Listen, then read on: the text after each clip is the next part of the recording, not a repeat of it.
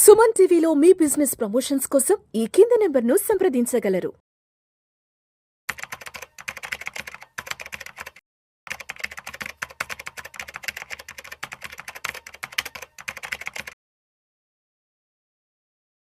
నమస్తే, నేను మీ రేవంత్ చలమల.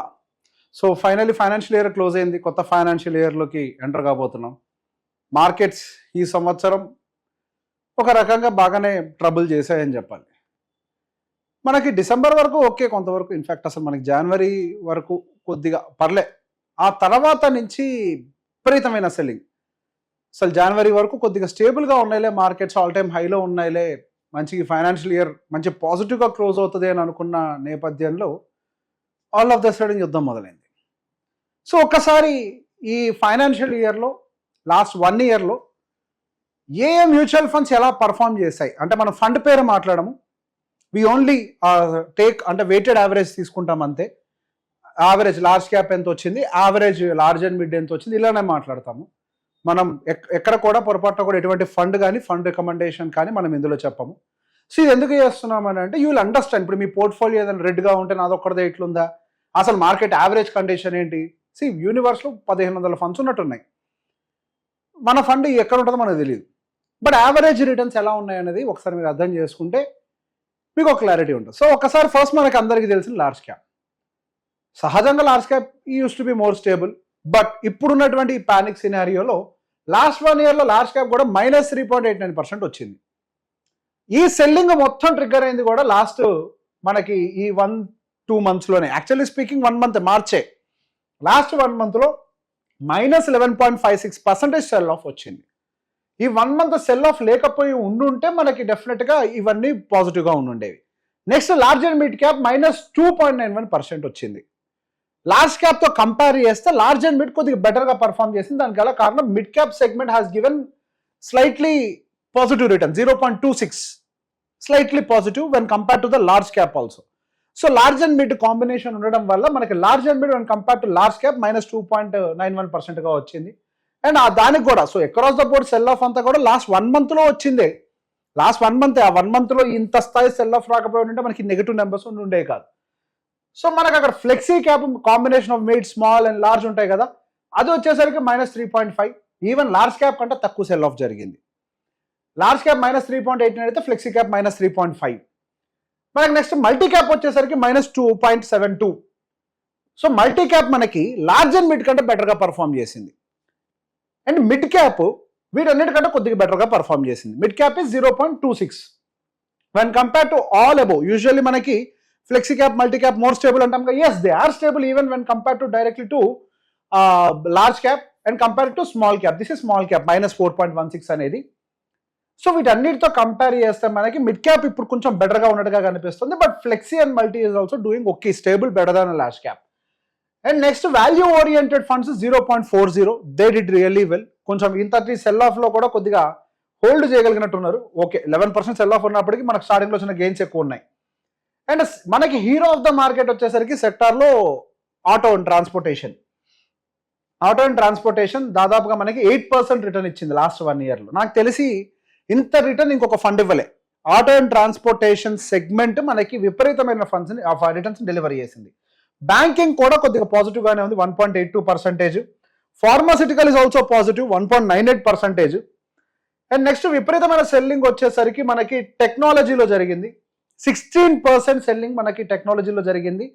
ఆ 16% సెల్లింగ్ లాస్ట్ 3 మంత్స్ అంటే కరెక్ట్గా మనకి AI రిలేటెడ్ అప్డేట్ వచ్చింది కదా, ఆంథ్రోపిక్, XYZ ఇవన్నీ చేసింది కదా ఏదో పని. ఇక అప్పుడు వచ్చిన సెల్ ఆఫ్ -22%. లేకపోతే ఇది కూడా స్టేబుల్గా ఉండుండేదేమో. ఆ తర్వాత మొన్నటి ఆ వార్లో పెద్దగా ఏం రియాక్ట్ కాలేదు మనకి ఐటీ. కాకపోతే మనకి దీని ఇంపాక్ట్ అయితే బాగా పడ్డది. మనకి అది ఆంథ్రోపిక్ రిలేటెడ్ ఇంపాక్ట్ బాగా పడ్డది.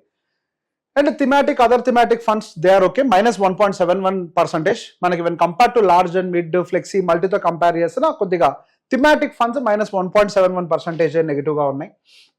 Business cycle funds are also fine, -3.62% మాత్రమే లాస్ట్ 1 ఇయర్లో ఫాల్ వచ్చింది. సో బేసిక్గా నేను ఇవన్నీ విడివిడికి ఎందుకు ఎక్స్ప్లెయిన్ చేస్తున్నాను అంటే, నో ఫండ్ ఈజ్ రాంగ్. ఏ కేటగిరీ అయినా మంచిది, కరెక్ట్గా పిక్ చేయాలి అని.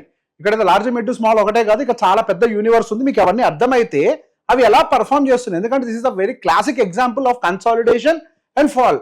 కరెక్ట్గా మనం ఇప్పుడు మళ్ళీ బాటంలో ఉన్నాం కదా మార్కెట్. సో ఈ టైంలో ఎలా ఉందో కూడా మీకు అర్థమవుతుంది, నేను ఎక్స్ప్లెయిన్ చేస్తున్నాను. So even business cycle funds did well and consumption has taken one of the biggest hit -6.37%. And ఆ తర్వాత వచ్చేసరికి థిమాటిక్ డివిడెంట్ ఈల్డ్ ఫండ్స్ ఉంటాయి కదా, అవి బాగా పర్ఫామ్ చేశాయి -1.96%. ఇక ఎనర్జీ కూడా అద్భుతం, మనకి ఆటో తర్వాత అద్భుతంగా పర్ఫామ్ చేసింది ఎనర్జీ సెక్టర్. 7.78% వరకు కూడా mutual funds average returns deliver చేయడం చూసాం. అండ్ ఈఎస్జీ ఫండ్స్ అని అంటాం. మనకి ఈఎస్జీ ఫండ్స్ అని అంటే ఎన్విరాన్మెంటల్ పరంగా పాడు చేయని కంపెనీస్ ఉంటాయి చూసారు, అట్లాంటి వాటిని ఈఎస్జీ కేటగిరీలో పెడతారు. సో ఈఎస్జీ కేటగిరీలో ఉన్నటువంటి ఫండ్స్ కూడా బాగానే కొంతవరకు ఓకే, అంటే -6% వరకు తీసుకెళ్ళాయి. ఎందుకనంటే టెక్నాలజీ ఎక్కువ ఉంటుంది అందులో. అదేంటి ఈఎస్జీలో కూడా అంత -4 ఉంది అంటే టెక్నాలజీ కొద్దిగా వెయిటేజ్ ఉంటుంది, వాళ్ళ వల్ల ఎన్విరాన్మెంట్ పెద్ద హామ్ లేదు కదా. సో దాని టెక్నాలజీ వల్ల కొద్దిగా -6% పడ్డది. అది కూడా innovation funds did well. Innovation funds దాదాపుగా -2.51% వరకు వచ్చింది. Infra is also doing good. So if you see ప్రతి ఒక్కది కూడా దాదాపుగా బాగానే ఉన్నాయి. మనకి only large mid to small across the board selling లో మాత్రమే మనకు కొంచెం అది ఉంది, కానీ thematic and sectoral funds they are also fine, అక్కడ ఏం ప్రాబ్లం కనిపించట్లేదు. అండ్ మనకి ఇంకా హైబ్రిడ్ ఫండ్స్ ఉంటాయి కదా, ఈ హైబ్రిడ్ ఫండ్స్ లో multi asset allocation did well 9.73%. So ఇది కొంతవరకు బాగానే చేసింది. అండ్ అదర్ ఇంకేముంటే మన conservative hybrid, aggressive hybrid. So aggressive hybrid fund కొంచెం బాగా డౌన్ అయింది. సో మనకి అంటే ఈ మల్టీ అసెట్ వచ్చేసరికి గోల్డ్ ఉంటుంది కాబట్టి అది కొద్దిగా స్టేబుల్ అయింది. అండ్ బ్యాలెన్స్డ్ హైబ్రిడ్ కూడా కొంచెం మైనస్ అయింది. So if you can see ఇక్కడ ఎక్కడ కూడా ఒక technology and ESG related, technology ESG consumption, ఈ మూడిట్లోనే మనకి ఎక్కువ సెల్ ఆఫ్ కనిపించుంటుంది. One is ESG, consumption and technology. ఈ మూడిట్లో మాత్రం కొంచెం ఎక్కువగా సెల్ ఆఫ్ కనిపించింది. మిగతా అన్ని కూడా -4 నుంచి కొంచెం స్లైట్ పాజిటివ్ వరకు కూడా మిగతా అన్ని కూడా ఉన్నాయి. ఇన్ఫాక్ట్ లార్జ్ మిడ్ స్మాల్ వీటన్నిటికంటే కూడా thematic sector also did well. So basic అవి కూడా బాగానే చేస్తున్నాయి. కాకపోతే ఏంటంటే దట్ డజంట్ మీన్ మీరు మొత్తం తీసుకెళ్ళిపోయి థిమాటిక్ సెక్టర్లో పెట్టాలి అనేది కాదు. So there is nothing wrong in spreading across the board. ఇప్పుడు మనకి ఎన్ని కేటగిరీస్ ఉన్నాయి చూసారా, ఎన్ని కేటగిరీస్ ఉన్నాయి అనలైజ్ చేయడానికి. ఇప్పుడు థిమాటిక్ అని చెప్పేసి ఒక బ్రాడర్ వ్యూ చెప్పాం మనం.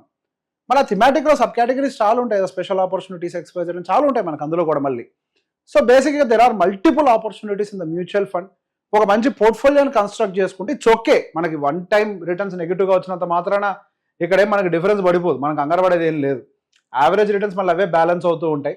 బట్ ఇంకొక విషయాన్ని మీరు అర్థం చేసుకోవాల్సింది ఏంటంటే, మీరు ఏదైతే ఆ మిడ్ క్యాప్ స్మాల్ క్యాప్ అగ్రెసివ్గా రిటర్న్స్ ఇచ్చేస్తాయి, నో. మొన్నటిదాకా మీరు చూసిన యావరేజ్ రిటర్న్స్ మొత్తం డౌన్ అయిపోయి ఉంటాయి. ఇప్పుడు ఈ స్మాల్ క్యాప్ చూడండి, లాస్ట్ 5 years 16.31% పడిపోయింది యావరేజ్ రిటర్న్. నేను చెప్పేది all mutual funds average return 16.31%కి మనకు ట్రైలింగ్ రిటర్న్ అనేది పడిపోయింది. సో బేసిక్ అది ఒకటే దగ్గర అట్లా ఏదో 17, 18, 19, 20 నో, అట్లా ఉండదు. ఆ స్థాయి రిటర్న్స్ రావు. మార్కెట్లో రిటర్న్స్ అనేవి ఎప్పుడైనా స్టేబుల్గానే వస్తాయి. మనం ఒక 13, 14, 15% రిటర్న్స్ ఇట్లా వరకు ఎక్స్పెక్ట్ చేస్తే ఇట్స్ ఓకే, డీసెంట్. అంతేగాని 20, 21, 22 ఇది ప్రాక్టికల్లీ పాసిబుల్ కాదు. ఐ థింక్ మార్కెట్ ఇప్పుడు చాలా మందికి ఒక లెసన్ నేర్పింది లాస్ట్ 1 year. 2025 ఇదంతా కూడా ఒక పీరియడ్ చాలా మంది జీవితంలో కొంత లెసన్ నేర్పించేసింది. మార్కెట్లో వాలటాలిటీ ఉంటుంది. మార్కెట్ అని అంటే కేవలం పైకి పరిగెడుతూనే కాదు. సో మనం పెట్టేటువంటి ఇన్వెస్ట్మెంట్స్ మన లైఫ్ గోల్స్కి ఇన్లైన్డ్గా ఉండాలి. లైఫ్ గోల్స్కి ఇన్లైన్డ్గా లేకపోతేనే మనం ఇట్లాంటి ప్యానిక్ సిచ్యువేషన్స్కి క్రియేట్ అవుతాం. అంటే ఏది సెల్ ఆఫ్ చేసేటప్పుడు ఇట్లాంటివి కూడా చేస్తూ ఉంటాం. ఎస్, మ్యూచువల్ ఫండ్ ఇండస్ట్రీ కొంత స్ట్రగుల్ అయింది. That doesn't mean SIP book ఏం పడిపోయిందే లేదు. SIP book was stably growing. And mutual ఫండ్స్లో కొత్త ఇన్వెస్ట్మెంట్స్ వస్తూనే ఉన్నాయి. ఎవరైతే కేవలం పోస్ట్ కోవిడ్ రిటర్న్స్ చూసి వచ్చారో వాళ్ళు మాత్రమే బయటికి వెళ్ళి ఉంటారు అంతే. Industry is really doing good. Industry is increasing their AUMs. Industry అద్భుతంగా పర్ఫామ్ చేస్తుంది రానున్న రోజుల్లో. సో గోయింగ్ ఫర్దర్ ఇక నా మార్కెట్ అవుట్లుక్ ఎట్లా ఉండబోతుంది అని అంటే, ఈ యుద్ధం అనేది కనుక ఒక్కసారి సబ్సైడ్ అయింది అని అంటే మార్కెట్కి ఇంకో బ్యాడ్ న్యూస్ లేదు. ఇప్పుడు ఈ యుద్ధం జరగడం మనకు సమస్య కాదు. ఆ స్ట్రెయిట్ ఆఫ్ హార్మోస్ ఏదో క్లోజ్ అవ్వడం, క్రూడ్ ఆయిల్ సప్లై దెబ్బతినడం, ఇదే మనకు మెయిన్ సమస్య. హోప్ఫుల్లీ అది వెరీ సూన్ మనకు అది కొద్దిగా కంట్రోల్ అవుతుంది. యుద్ధం ఏ యుద్ధమైన ఎన్ని రోజులు కొట్టుకుంటారు, ఇంకో 2 నెలలు కొట్టుకుంటారేమో, అంతే కదా. సో దీన్ని ఆపర్చునిటీగా తీసుకోవాలి. Any war bottom is an opportunity. ఇదేమి ఎకనామిక్ వీక్నెస్ కాదు కదా. ఆల్రెడీ మనం ఎకనామిక్ వీక్నెస్ అంతా చూసాం లాస్ట్ 1.5 yearగా. ఇప్పుడు వచ్చిన లాస్ట్ 1 month ఫాల్, ఇప్పుడున్న మీ నెగిటివ్ రిటర్న్స్ అన్ని కూడా 1 monthలో వచ్చినాయే. ఆ 1 month ప్రాబ్లం లేకపోయి ఉంటే మీకు కొంచెం పాజిటివ్స్ కనిపించి ఉండేవి, మార్కెట్ కొద్దిగా పైకి వెళ్ళేదేమో. ఆ 1 month రిటర్న్స్ వలన మనకి ఇంత ఇది చూస్తున్నాం. సో రానున్న రోజుల్లో మార్కెట్స్ మళ్ళీ స్టేబుల్ అవడానికి చాలా హై ప్రాబబిలిటీ ఉంది. మార్కెట్లో ఎటువంటి బ్యాడ్ ఎన్విరాన్మెంట్ లేదు ఎక్సెప్ట్ దట్ వార్. ఆ వార్ కూడా ఒక టైంకి ఖచ్చితంగా ఆగిపోతుంది. సో మ్యూచువల్ ఫండ్స్లో ఇన్వెస్ట్ చేస్తూనే ఉండండి. Stay invested in mutual funds. Thank you very much.